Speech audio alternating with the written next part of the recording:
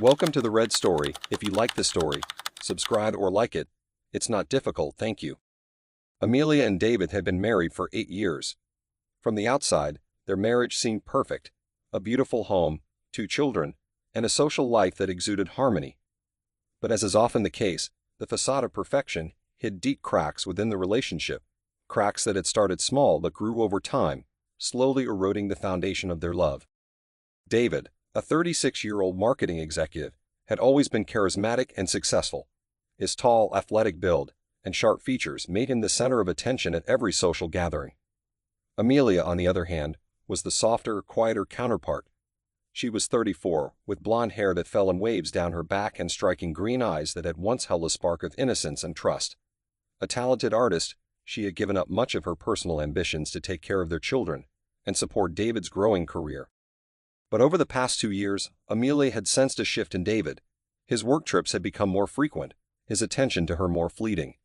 Late nights at the office, vague explanations for his absences, and the occasional unexplained text message left her feeling uneasy. She had tried to push away the nagging suspicions, telling herself that she was being paranoid. After all, David had always been a loving husband and father. One evening, Amelia's worst fears were confirmed. It was a Thursday night, and David had returned late from work again. Amelia sat in the dimly lit living room, her hand gripping her phone as she stared at the clock. It was nearing midnight, and she had already put the children to bed hours ago. David had sent her a text earlier, saying he had a late meeting, but the words felt empty. She had heard this excuse too many times before. As she sat there, her mind racing with scenarios, she decided to distract herself by tidying up the kitchen. While doing so, she accidentally knocked over David's work bag, which had been left by the dining table. A second phone tumbled out onto the floor, its screen lighting up with a message. Amelia's heart stopped. A second phone. She picked it up cautiously, her hands trembling as she turned it over. The screen showed a message from someone named Sarah, but it was locked with a passcode. Her stomach twisted with a mix of dread and anger. David had never mentioned a second phone. She had never even seen him use it. Her mind raced as she tried to process what this could mean, but deep down she already knew. This phone was meant to hide something, or someone. When David finally walked through the door that night, Amelia was waiting for him in the living room, the second phone placed conspicuously on the coffee table between them. "Hetty, you're still up?"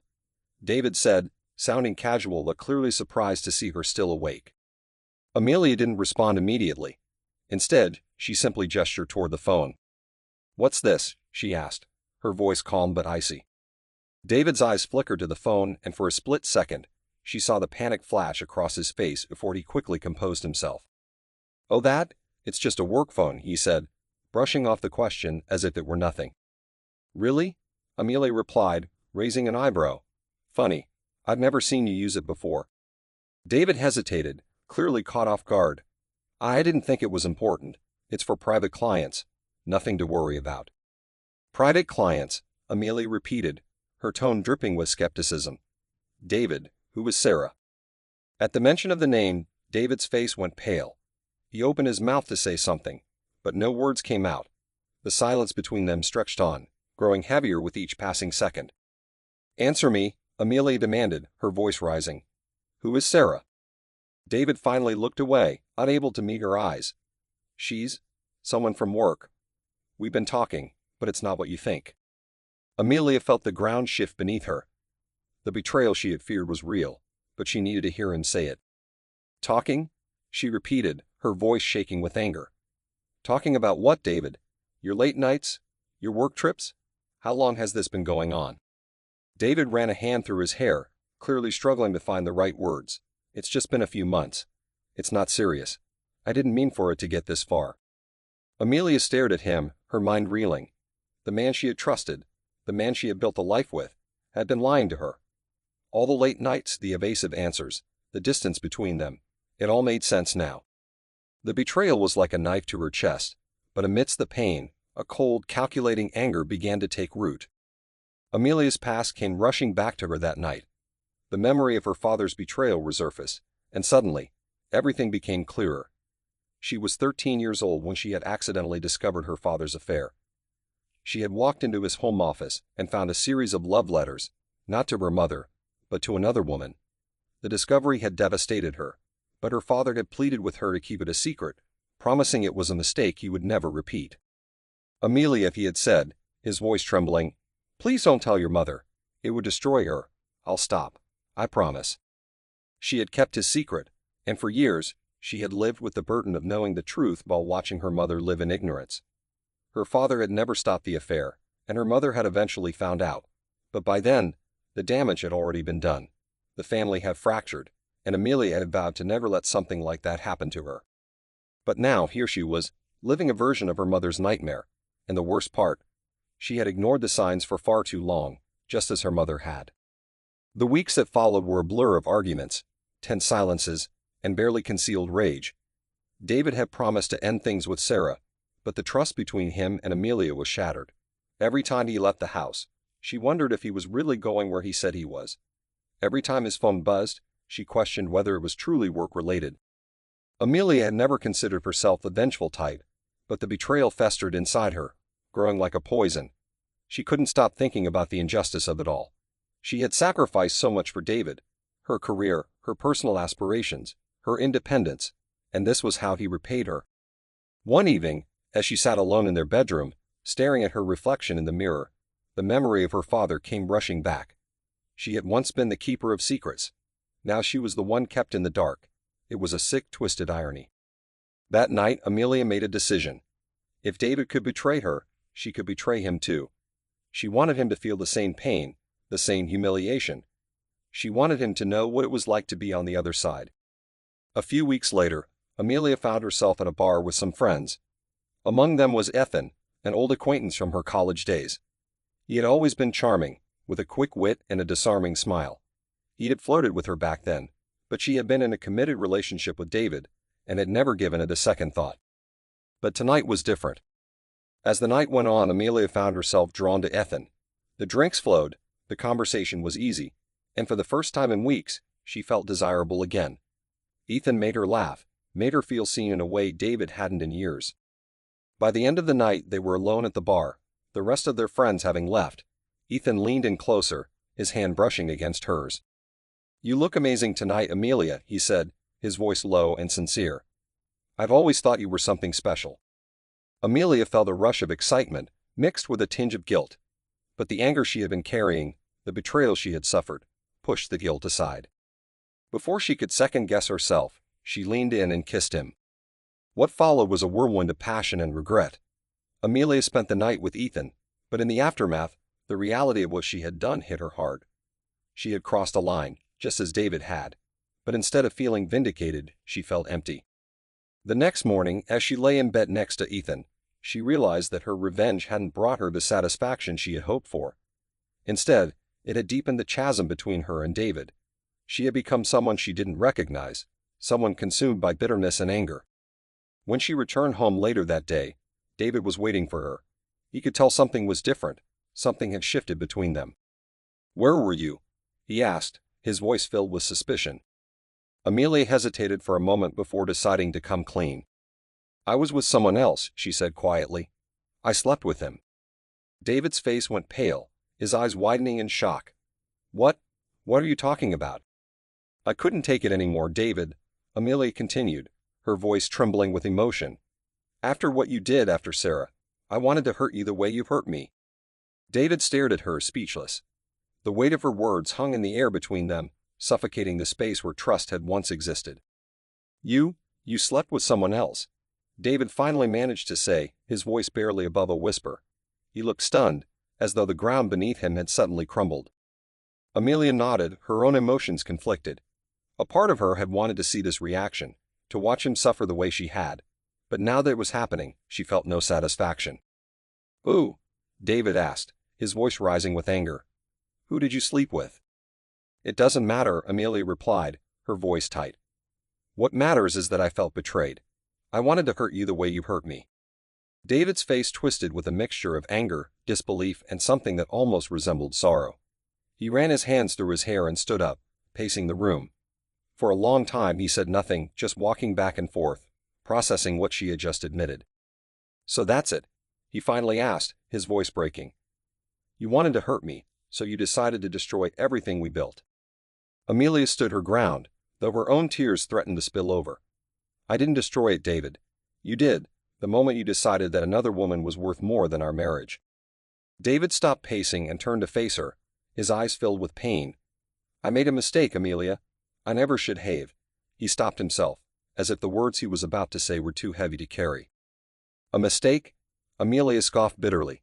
"A mistake is forgetting to pick up the dry cleaning, not having an affair with someone from work." David opened his mouth to say something, but then closed it again, shaking his head. "I thought we could fix this.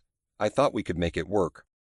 Amelia's heart twisted at his words, but the rage and hurt she had carried for so long wouldn't let her relent. "How were we supposed to fix anything, David, when you never even told me the truth? I had to find out on my own. You would have kept lying, kept hiding her from me." "I ended it with her," David said quietly. "It was over before you even found out." Amelia's anger flared again at his words. "But it wasn't over, was it? Not for me. I still had to live with the betrayal, with the lies." David sat down heavily on the couch, his face buried in his hands. "I didn't know how to tell you. I didn't want to hurt you." Amelia let out a bitter laugh. "Well, congratulations, David. You've hurt me more than I ever thought possible." For a long moment they sat in silence, the weight of everything unsaid pressing down on them. Amelia watched as David's shoulders slumped, as though the realization of what he had done was finally hitting him. "I thought we had a good marriage," he whispered, his voice hoarse. "I thought we could get through anything." "So did I," Amelia replied, her voice barely above a whisper. "But you broke something, David, and I don't know if it can ever be fixed." The next few months were a roller coaster of emotions for both Amelia and David. They tried to make things work, attending therapy and attempting to rebuild the trust that had been shattered. But every conversation seemed to end in another argument, another reminder of the betrayal that lingered between them. Amelia, despite her own affair with Ethan, found herself unable to forgive David for his infidelity. The anger she felt toward him had festered into resentment, and no matter how hard they tried, they couldn't bridge the gap between them. David, on the other hand, found himself spiraling into his own guilt and shame. He had been the one to break their marriage, and now he felt powerless to fix it. Every time he looked at Amelia, he saw the pain in her eyes, the reminder of what he had done. One night, after yet another argument about trust and betrayal, Amelia sat alone in their bedroom, staring at the divorce papers she had picked up from her lawyer weeks ago. She hadn't signed them yet, hoping that maybe, just maybe, they could find a way to heal. But deep down, she knew the truth. Their marriage was over. The betrayal on both sides had destroyed whatever love had once held them together. Amelia had tried to exact revenge, but instead of feeling victorious, she felt hollow. She had become someone she didn't recognize, and the person she had hurt the most was herself. A week later, Amelia handed David the signed divorce papers. They sat across from each other at the kitchen table, the tension thick in the air. David looked at the papers in his hands, his face unreadable.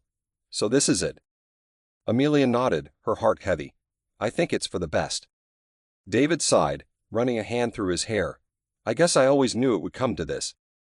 "I didn't want it to," Amelia admitted, her voice breaking. "But we both changed. I don't think we can ever go back to the way things were."